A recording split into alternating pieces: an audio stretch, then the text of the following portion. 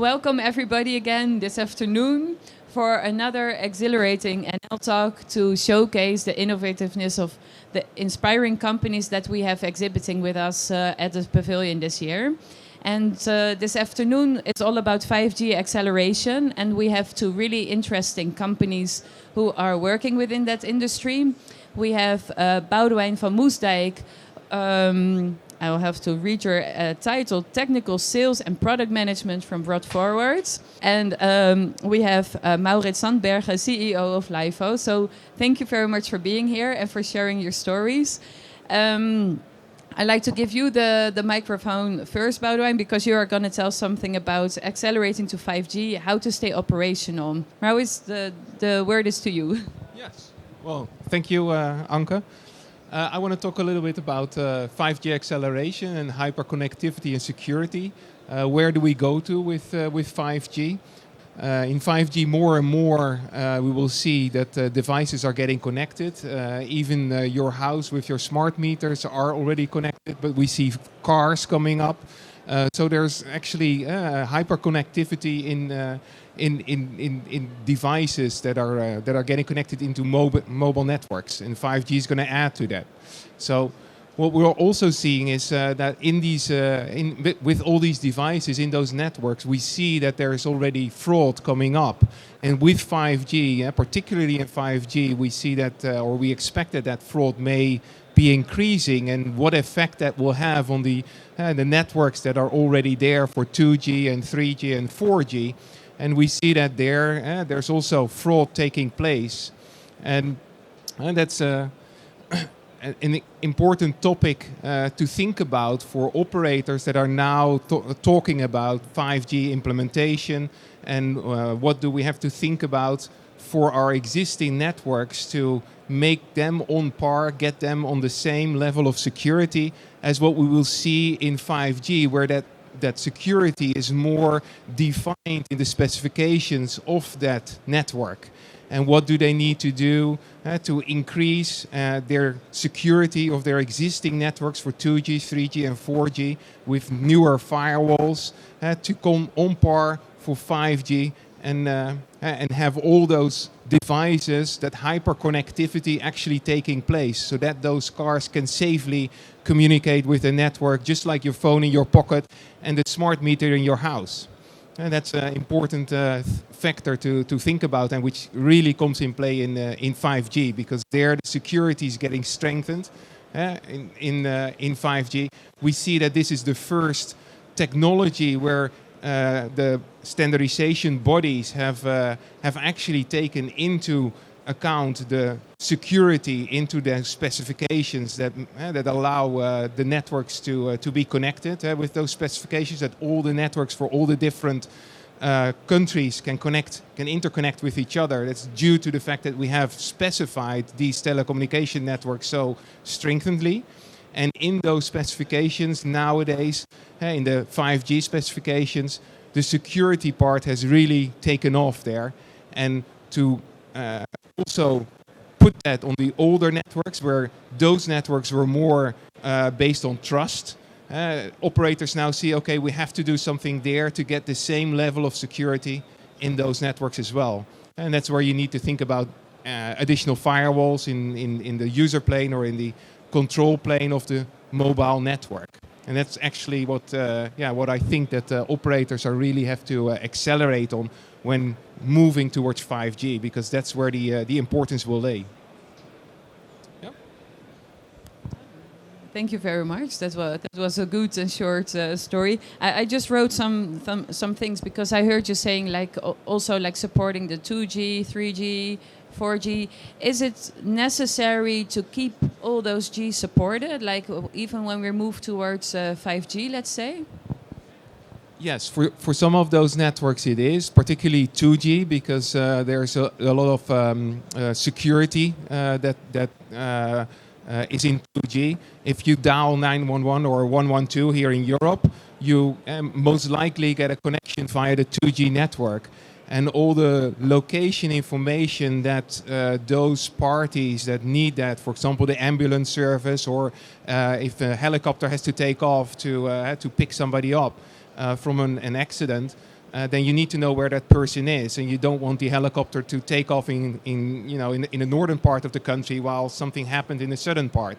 So in order to get that locality from that call, we still are dependent upon the older networks until those functions move towards 4G and 5G. But it's difficult to do that, and it will take time, and therefore these old networks will still remain there. But it's not like that those older networks that are not used so much anymore about the crowd are actually quieter, and that's the reason why they keep it? Or because it seems so illogical, because it's way slower, and especially with this critical kind of instances, like an ambulance, for example, it doesn't make sense to me. Like, why? Well, if one of the things that you do when you dial an emergency number is that the location of you, where you are, your exact location is taken in that call, so that when a dispatch has to take place for police or an ambulance to that location, that information can be taken from the call and does not have to be requested by the person who's dialing, but it's actually in the call. And that information is not yet in the 5G network possible? Is that what you're saying? It is, but it's not implemented in the first deployments of those networks. So we have to rely on what is already there for the time being.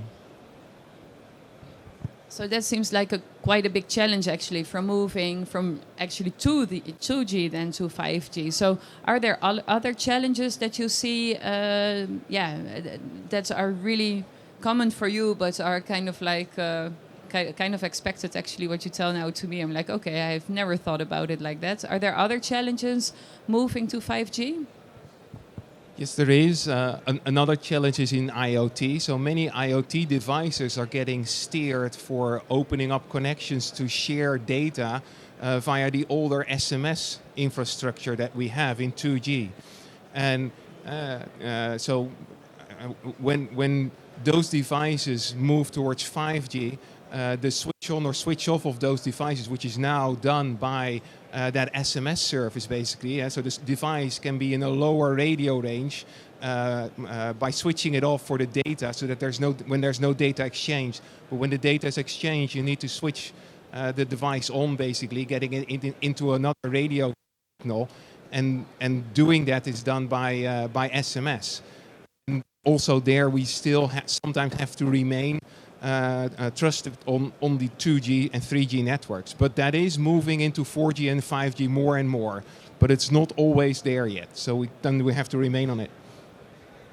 And then the last question for you, and then we move to LIFO.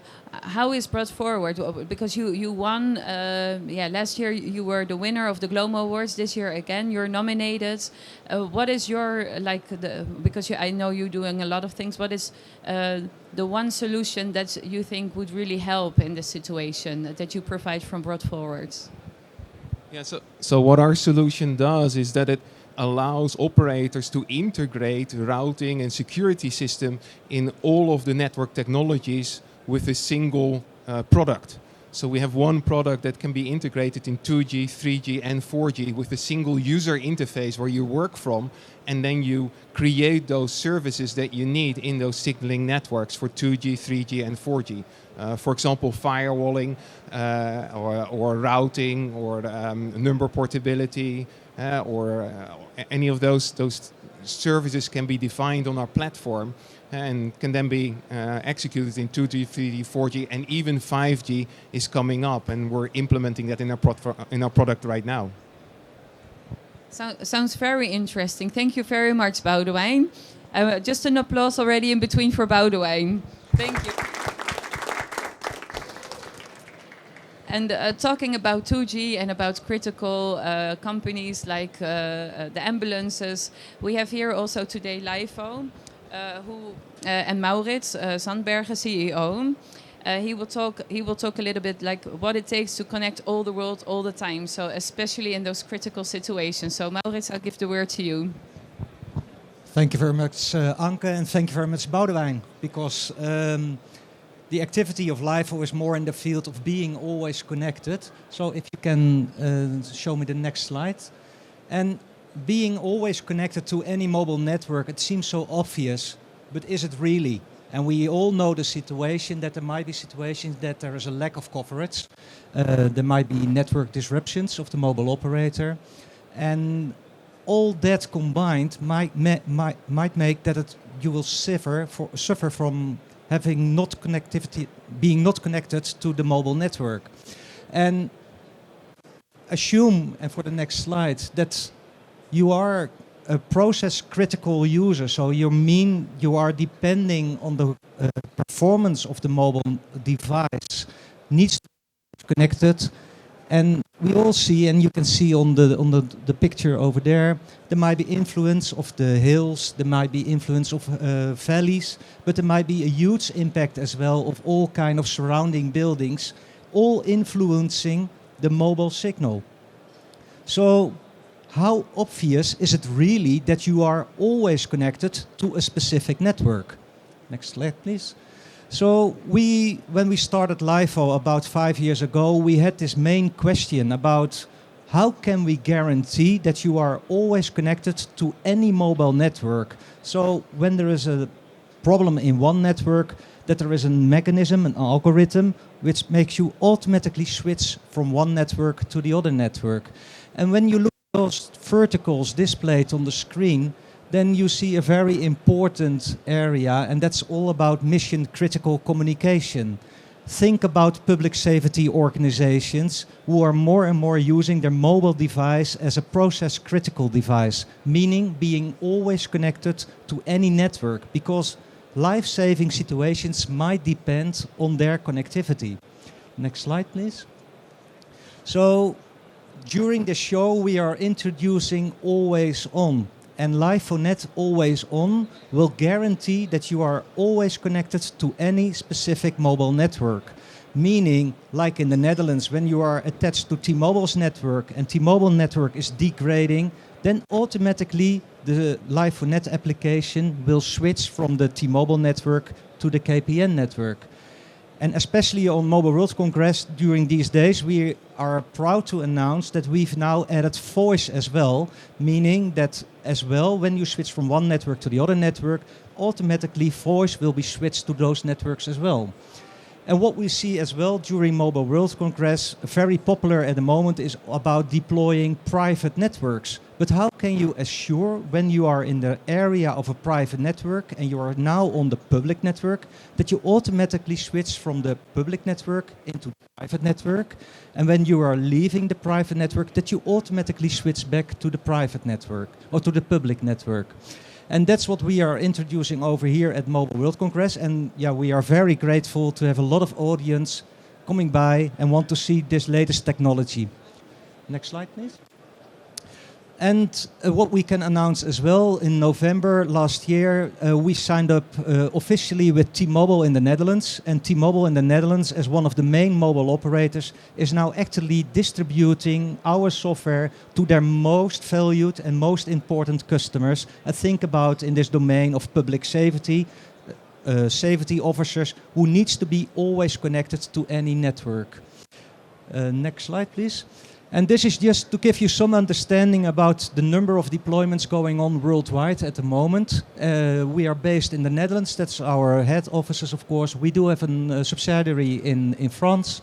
And what you see as well, that there are even deployments going on at the moment in Australia, Brazil, and even in the United States. Thank you. Thank you very much, LIFO and Maurits. Just one question, sorry, I wrote it down. Because with all these networks and all the things that you do, how is the development of 5G going to influence, let's say, the accessibility? Will it be better or will it be more complicated? How will it influence? That's a very good question, Anke. Because 5G is nothing else than, let's say, the next generation network. But still, the mobile operator is being involved. So there will be still the situation when I'm on the 5G network of KPN, and KPN has a disruption in the network, or there is no mobile coverage of the 5G network, the problem remains the same. So you still need this mechanism to switch over from one network to the other network. So for us, 5G is nothing else than business as another day. It's just another network technology. And yes, we need to support 5G. But finally, for us, the switching algorithm is exactly the same, switching from one network to the other network. Okay, and how does this go with security? Because this morning we talked a lot about cybersecurity and like the options for leakages and so on. Like when you're switching, and also in the critical areas where you're in the border of different countries, you know, are there any risks involved? Like becoming more critical, and how do you solve that? So security is always an aspect you need to keep in mind. But on the other hand, the only thing what we are doing is about, let's say, roaming from one network to the other network. And that's exactly what you will have in the same situation when you're crossing a border, coming from the Netherlands into Belgium or Germany. The only thing what we are doing is a kind of national roaming as well. But the mechanisms, the security mechanisms behind this are exactly the same. So we are not having any impact on the security mechanism, because that's really the domain of the mobile operator, and we are fully supporting these kind of roaming mechanisms. Very interesting. And I know Brought Forward, you also won, or the nominee. So tonight we're going to know if you're going to be a winner again this year. But that was on the part of the security, right? So you are actually on the operator side providing services for the security. Am I correct? Yes, Anke, that's correct. We are nominated right now for our firewall, or the diameter and SS7 firewall. And hopefully we will win the GLOMO award this year for that product that we run on BFX. Very interesting. Well, I think we've got two really interesting companies here today. I want to thank you guys very much for being here today, and a big applause for them.